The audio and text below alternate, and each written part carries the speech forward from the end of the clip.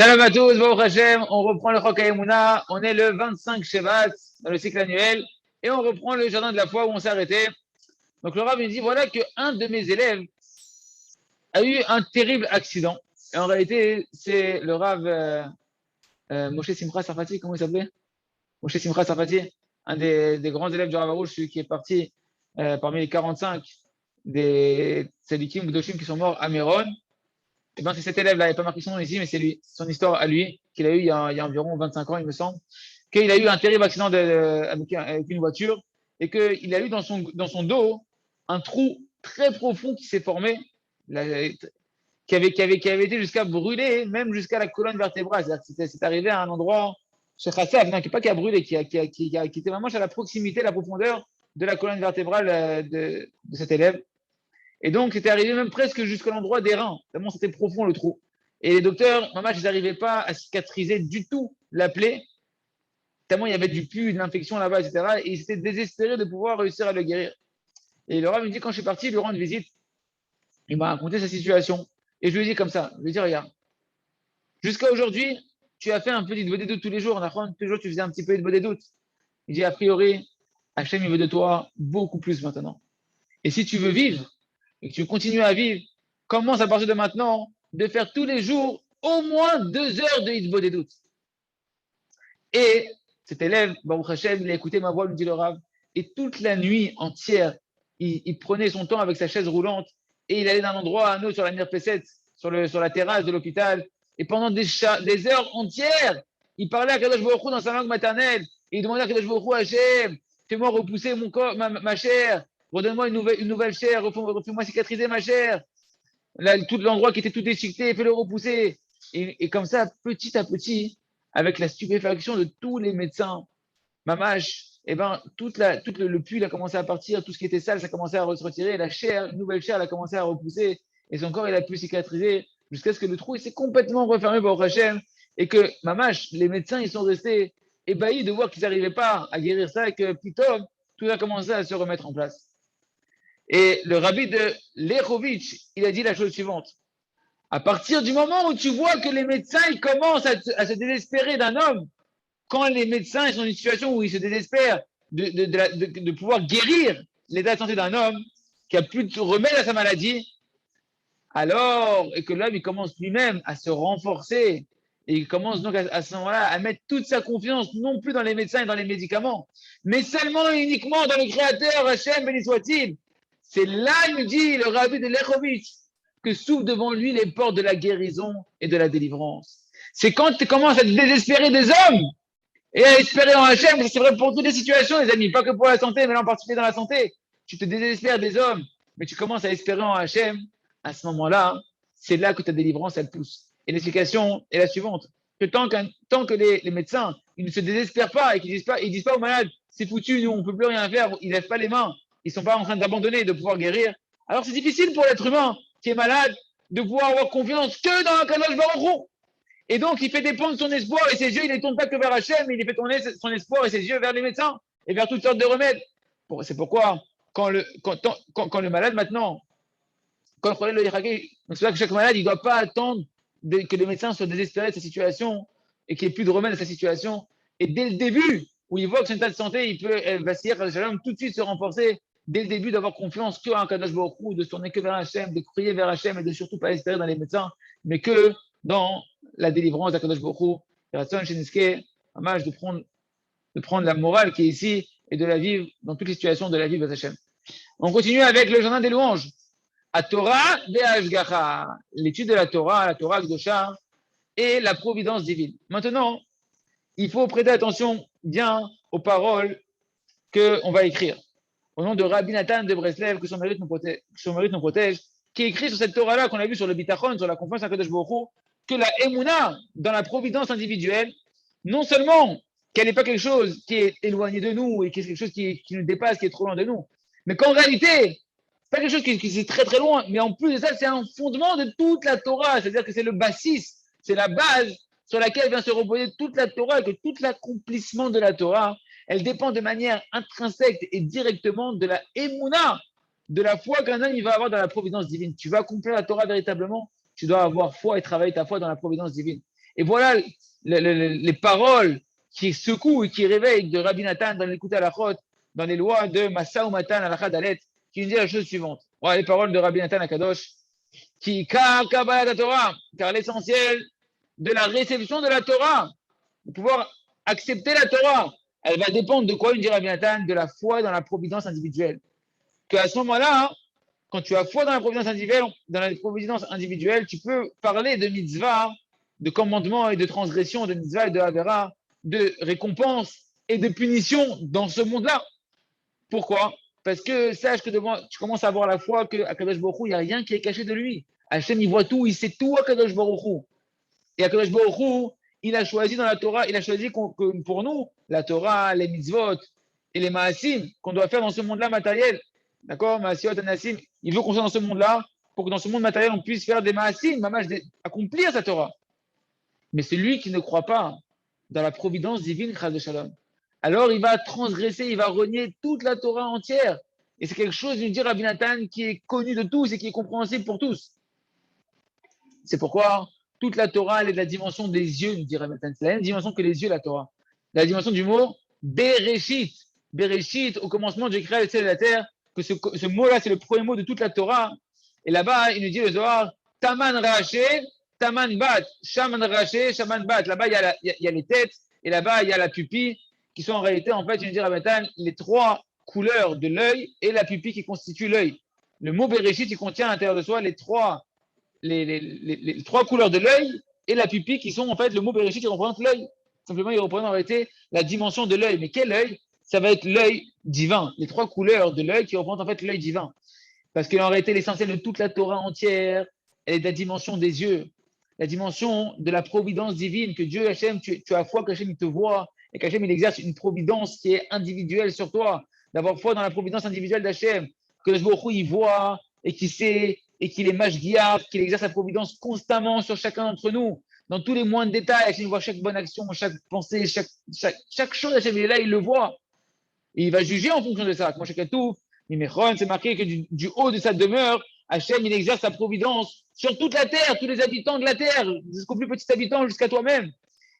Et par le fait que nous, on a foi dans la providence d'Akadosh Baruch Hu, et qu'on va donc, on va diriger les yeux de notre intellect vers Hachem, de penser constamment, comme si on voit Hachem devant nous constamment, qu'on a conscience d'Hachem constamment devant nous. Comme c'est marqué, David Amer, il nous dit, mes yeux sont constamment tournés vers Hachem. Comme c'est marqué également, j'ai élevé mes yeux vers toi, Hachem, toi qui sièges dans les cieux. Donc Hachem, il nous voit. Et nous aussi, on a cette dimension que, comme on a foi en Hachem, on a constamment nos yeux tournés vers Hachem, avant d'agir, avant de penser, avant de parler. Parce que bien qu'Hachem, il siège dans les cieux et qu'il est très élevé, Kaviachol de nous est très, très, très élevé de notre matérialité, et bien malgré tout, nous dit Rabbi Nathan Akadosh Baruch Hu, lui-même, il exerce sa providence individuelle dans les moindres détails, sur chaque chose de ce monde-là, jusqu'à les choses les plus matérielles de ce monde-là. Akadosh Baruch Hu, dans ce monde matériel, il vient et il va tout gérer, il va tout organiser.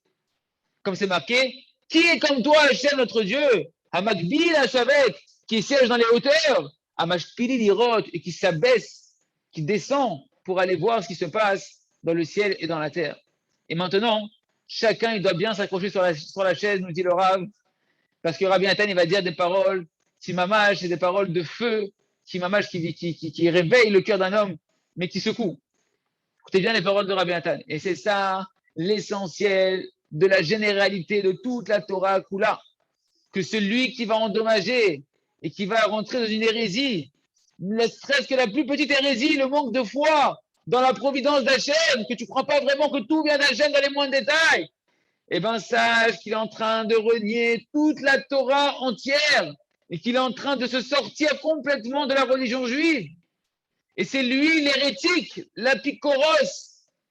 C'est lui l'hérétique qui est ramené dans toutes les paroles de nos sages de Néo bénis. On parle d'un juif pratiquant, mais qui ne croit pas que tout est sous la providence divine dans les moindres détails. Non, là, c'est pas Hachem, là, c'est autre chose qu'Hachem.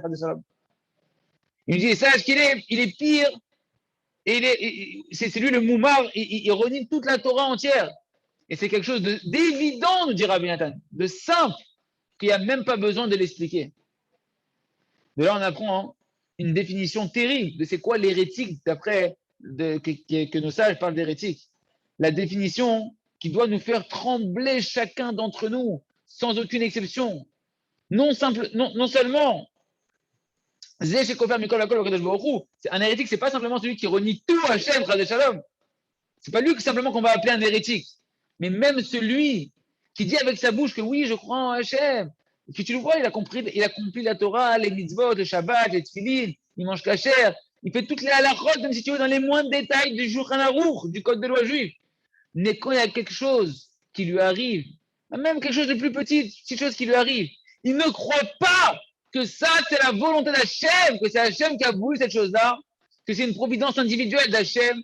Eh ben, nous dit Rabbi Nathan, sache que la définition de l'hérétique, c'est ça. Et lui, même si tu le vois que la kippa et les péotes, ça peut être nous, Shalom, à ce moment-là, on renie toute la Torah entière et on s'exclut de la religion. Et c'est lui, le apikoros, l'hérétique, qui est mentionné dans nos sages. Et il est pire, etc., que des niveaux terribles. Et voilà le langage de Rabbi Nathan, qui ne doit pas nous briser, mais qui doit nous réveiller à travailler notre émouna et avoir conscience de l'importance de la émouna dans la hashgacha pratique de la providence divine d'Hachem. Dans quoi va s'exprimer la émouna d'un homme dans la providence divine? Comment va s'exprimer la foi d'un homme dans la providence divine? Avant tout, par le fait que tu vas arrêter de te culpabiliser, que tu vas arrêter de t'en vouloir, que tu vas arrêter de culpabiliser ta femme, tu vas arrêter de culpabiliser tes enfants, tu vas arrêter de culpabiliser le conducteur qui t'a fait une queue de poisson. Tu culpabilises personne dans le monde parce que tu commences à avoir foi que tout est sous la providence divine et tout est dirigé pour ton bien absolu. Il y a des croyants, fils de croyants, pas simplement croyants qu'Hachem est dans le ciel, mais qu'Hachem il gère tout ce qui se passe, nos pensées, nos paroles, nos actions, à nous et à ceux qui nous entourent, et que tout est dirigé pour notre bien, donc il n'y a pas lieu de se culpabiliser, ni de culpabiliser les autres. On continue avec le faire à travers champs et forêts pour faire notre heure d'une beauté douce, merci Hachem. Yetzerara, le mauvais penchant, c'est très très bien, c'est top, mais même le mauvais penchant, pour un croyant, eh ben, c'est très très bien. Un homme qui commence à vivre la foi, qui commence à goûter au goût de la douceur qu'il y a dans ce monde-là, et qui y a une douceur dans ce monde-là qui provient du goût de la foi dans ce monde-là, qui a Emouna Milvad, parce que la Emouna, en plus du fait que c'est la réponse à toutes les questions qu'on peut avoir dans la vie, tu as des questions, des interrogations, la Emouna, ça va être la réponse, la foi va t'amener la réponse à tes questions, et bien sache que effectivement, oui, c'est vrai que c'est la solution essentielle à tous tes problèmes. C'est non seulement la réponse à tes questions, mais c'est la solution à tous les problèmes de ce monde-là. Parce que lorsqu'il y a la foi dans ta vie, à ce moment-là, tout devient bien. Le mal, il s'annule. Même le Yetzerara, le mauvais penchant, il devient très très bien pour un homme qui sait le regarder avec les lunettes de la foi. Dès qu'un homme il commence à y avec la Emouna, avec la foi, il commence alors à demander à Kadosh Baruch Hu, Hachem, conduis-moi, aide-moi à prendre les bonnes directions dans ma vie. Et tout devient du coup excellent.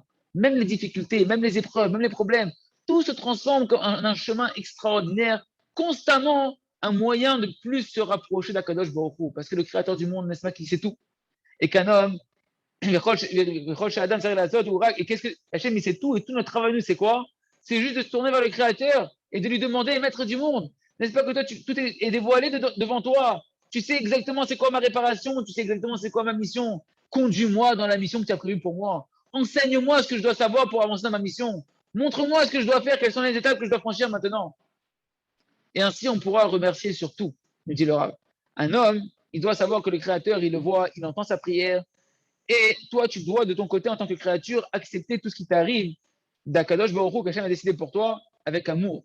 Et pour qu'un homme, il arrive à une véritable joie, il doit avoir foi que tout est pour le bien. Tant que tu n'as pas travaillé cette foi que tout est pour le bien, tu ne seras jamais véritablement, pleinement heureux. Et lorsqu'un homme, maintenant, il a la foi que tout est pour le bien, eh bien, mes amis, le grand cadeau, c'est que tout ton mauvais penchant, il va s'annuler. Parce que ton mauvais penchant, il n'aura plus par où t'attraper. Il n'a plus de prise sur toi.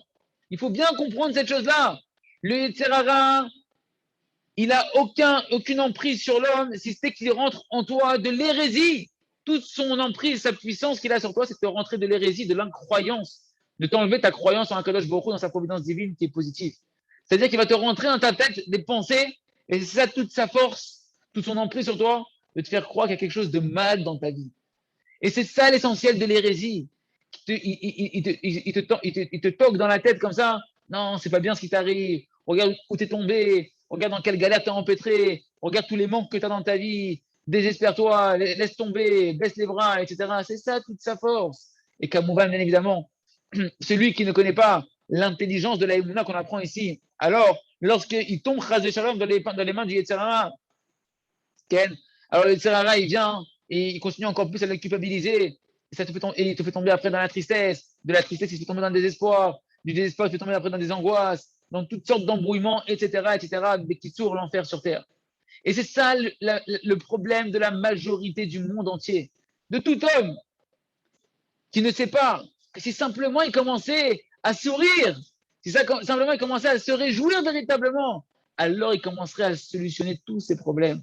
Parce que la foi, c'est-à-dire de savoir que tout est bien, que même les empêchements, même les plus grandes difficultés d'un homme, même dans les sujets spirituels, qui se tiennent dans les hauteurs spirituelles du monde, vous avez des difficultés à progresser, d'après la stricte vérité, eh ben, ils sont que pour ton bien. Tout ça, c'est que pour ton bien. Et dès qu'un homme il commence à avoir foi en ça, c'est qu'à ce moment-là qu'il peut commencer à sortir de ses problèmes et à dénouer les nœuds de sa vie. Les rations chez Nesquet de se renforcer dans cette émouna-là, de se mettre à se réjouir et à croire dans la providence individuelle d'Hachem qui est que pour notre bien, et ainsi de pouvoir sortir du tunnel, de voir la lumière qui est au bout du tunnel, qui nous attend, qu'il faut juste ouvrir les yeux et mettre les bonnes lunettes de Hachem et appuyer sur l'interrupteur qui s'appelle le sourire et la émouna.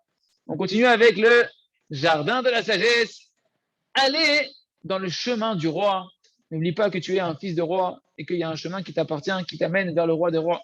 Bien évidemment, on dit le Rav, chacun il doit accepter et recevoir les fondements de la Torah et de la foi. D'où tu vas les recevoir? Depuis les Gdolim, depuis les grands. Tu dois recevoir ces fondements de la foi et de la Torah de ceux qui sont plus grands que toi, des tzadikim qui t'ont précédé et qui ont fait le travail déjà avant toi. Et ça, les amis, c'est le fondement des fondements du judaïsme. De s'appuyer toujours sur ceux qui m'ont précédé et qui sont plus grands que moi au niveau spirituel. Comme n'importe qui maintenant qui va commencer à approfondir dans les livres, d'accord, dans les commentaires de la Torah, des grands dieux d'Israël, il voit clairement que en réalité, constamment, chacun il s'appuie sur les paroles de ceux qui l'ont précédé. Tous les livres de la Torah, tous les commentateurs de la Torah, tu vois toujours, ils disent, d'après ce que j'ai appris du Rav Intel, d'après ce qu'on a appris de là-bas dans la Gemara, d'après ce qu'on a appris là-bas, il y a toujours en réalité, ils viennent tous des tzadikim affermir leurs pensées et leurs explications en s'appuyant sur des bases solides de ceux qui les ont précédés. D'accord? De telle manière que leurs paroles ne puissent pas être contredites par des. Et faire attention que ce qu'ils vont dire, ça ne va pas contredire Chas Shalom, ne serait-ce que la plus petite des paroles de la Torah. Et sur ça, c'est ce qui est marqué, fais-toi un rave. Tu dois te trouver un rave et sors du doute. Mais dans tout ce qui touche ta mission personnelle, tu ne dois regarder personne d'autre, même ton propre rave. Et d'un côté, je dois m'appuyer sur mon rave pour voir que ce que je suis en train de faire, c'est bien d'après la Torah, que je m'appuie sur des bonnes bases. Mais une fois que je prends de mon rave les bonnes bases qui vont affirmer que mon chemin que je suis en train de prendre, il est bon, je dois aller dans mon chemin à moi et je ne dois pas imiter mon rave. Chacun, il doit trouver son travail à lui, sa mission à lui, et il doit vivre seul avec Hachem Itbarach. Et il doit se concentrer et regarder que lui-même, ton sentier à toi, ton parcours à toi qu'Hachem il habite devant toi. Et les ustensiles, tu dois regarder aussi les ustensiles, les outils que Hachem il t'a mis à ta disposition, toutes les qualités innées que tu as à l'intérieur de toi, les facultés qu'Hachem t'a dotées, tous ces atouts que tu as déjà, qu'Hachem t'a créé avec, toutes tes tendances naturelles que Hachem t'a données, qui sont positives, ou les négatives, qu'en les travaillant, ça va t'amener dans un certain chemin positif. Et tu dois parler avec Akadosh Baruch Hu chaque jour, justement, en cherchant, d'après tous les détails de ta vie, cette carte au trésor qui sont les détails qu'Hachem a mis dans ta vie, qu'est-ce qu'Hachem il te fait comme allusion? Dans quelle mission Hachem il veut m'emmener? Où est-ce qu'Hachem il me dirige? Arrête de vouloir aller à contre-courant de ce qu'Hachem il veut t'emmener. Hachem il a un chemin pour toi. Sois attentif, regarde les indications, regarde les panneaux. En résumé, qu'est-ce qu'Hachem il veut de moi? Ma mâche, de moi, pas de l'autre, pas de mon rave, de moi. Qu'est-ce qu'il veut de moi? Sans me comparer avec qui que ce soit d'autre. Et lorsqu'un homme il commence à comprendre ce point-là, que c'est une certitude, qu'il y a un chemin qui est individuel pour moi, que j'ai un travail dans le Ham Israël qui m'appartient à moi, à ce moment-là, tu vas pouvoir sortir, tu vas sortir de tout le manque de confiance en toi. Tu as la solution pour sortir de toute l'auto-culpabilisation, de toute la faiblesse d'esprit qu'un homme il peut avoir, où il ne sait pas où il doit aller, est-ce qu'il doit être comme l'autre, etc. Parce que tu es tout le temps en train de te comparer avec les autres et de là vient toute ta faiblesse. et tu vas sortir de toute la jalousie. Tu vas sortir comme ça de toute la misquennerie, d'avoir un petit œil mesquin, de regarder les autres à vouloir être envieux envers les autres, de la réussite des autres. Tu vas sortir de tout l'orgueil, de tout le mépris de mépriser les autres, etc. Tu vas sortir de tous les mauvais de caractère et tu vas commencer à penser à une seule pensée. Qu'est-ce qu'Hachem, il veut de moi? Et ça, c'est un renforcement merveilleux, le plus grand qui existe. Et ça, on doit le comprendre et intérioriser très, très bien. Et de nouveau, on insiste, le Rav nous dit, ici, on n'est pas en train de dire qu'un homme, il doit se couper de la communauté, qu'il doit devenir comment on appelle ça, un ermite, qui vit tout seul dans sa bulle et qui devient insociable, parce qu'il pense qu'à lui et qu'il est concentré sur lui, dans son individualité. Non, ça, c'est une grande erreur de penser ça. C'est pas du tout ça qu'on est en train de dire ici. Parce que ça, le fait de se couper de la communauté, ça engendre justement des chutes et de l'hérésie qui nous en préserve, etc. Et toutes sortes de sectarisme qui nous en préserve, ça amène à des mauvaises choses. Toutes les sectes, elles ont commencé du fait que justement, elles se sont séparées de la communauté et elles sont sorties de la communauté, du klal, du tzibour, et ça a amené à des sectes qui nous en préservent.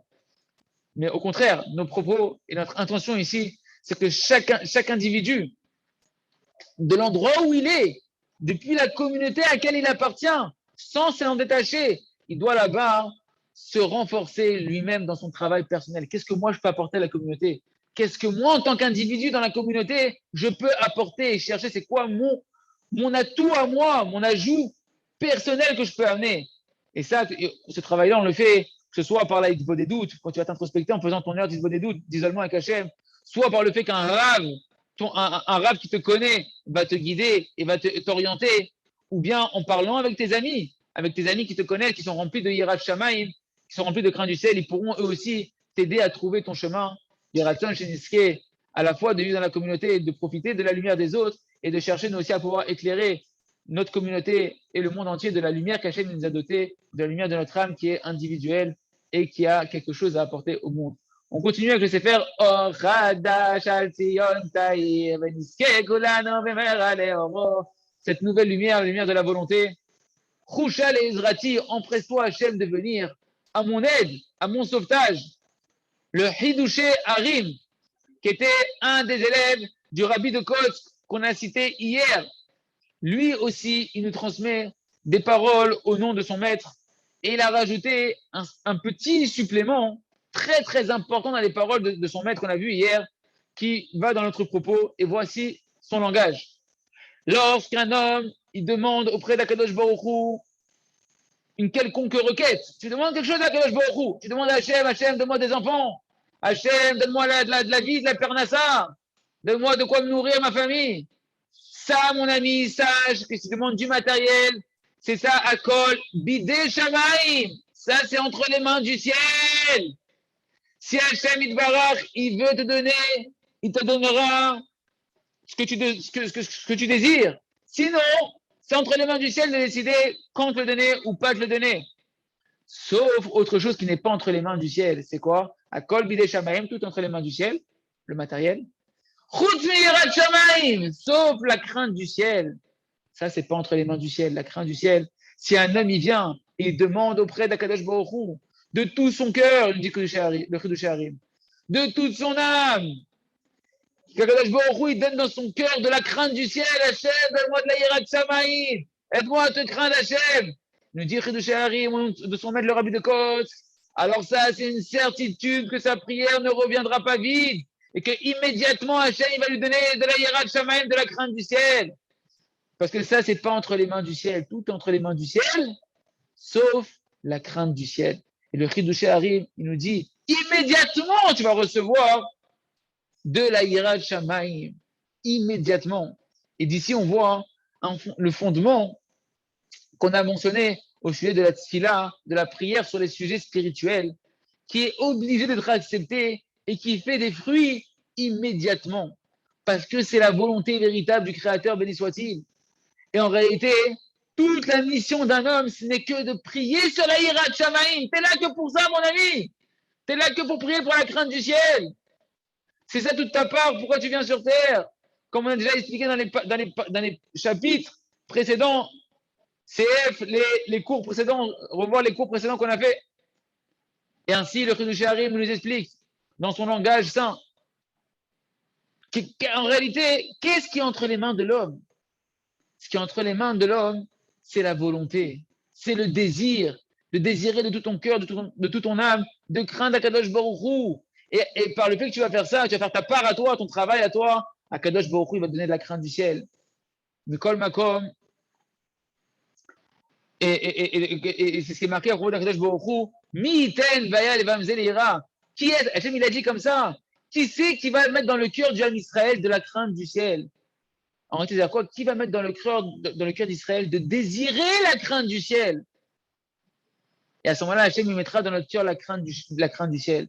Vous bidez à Adam, Shalidé à Tfila. Et ça, c'est entre les mains de l'homme, que par la prière, par le désir, quand tu vas désirer correctement, tu vas prier correctement. Ça, c'est entre tes mains, de désirer prier, de prier.